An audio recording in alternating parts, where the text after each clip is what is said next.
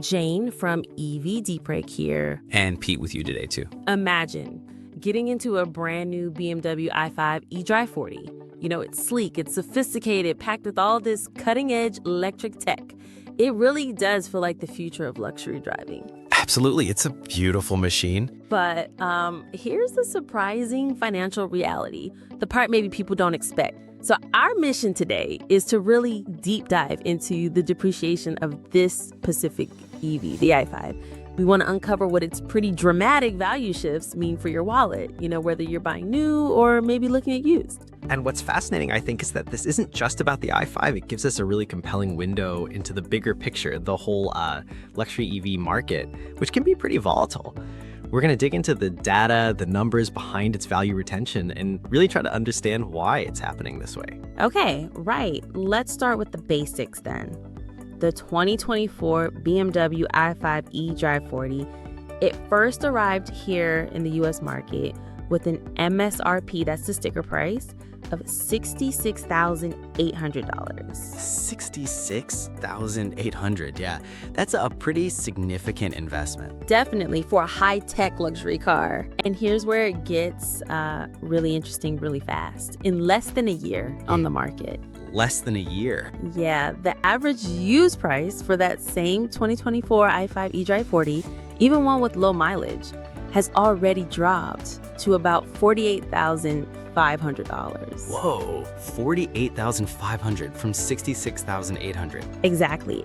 Think about that. It's a huge hit, like 27.4% loss in value. In under 12 months? Pretty much, yeah, in the blink of an eye. And, you know, we've even seen some individual examples out there showing over 40% depreciation. It's wild. Wow, okay. 27.4% average loss, some over 40. That's genuinely staggering for a new luxury car. Yeah. So what does this actually mean long term? Maybe more importantly, why is this happening so fast? What's behind this intense value drop? Yeah, that's the key question, isn't it? If we look at the bigger picture, the i5 seems to be following a path similar to competitors like, say, the Porsche Taycan or the Audi e-tron GT. Both of those have seen really, really severe depreciation. Okay, so our projections for the i5 look kind of similar. By year 3, we're forecasting it could lose over 50% of its original value. 50%? Yeah, retaining less than maybe $31,400.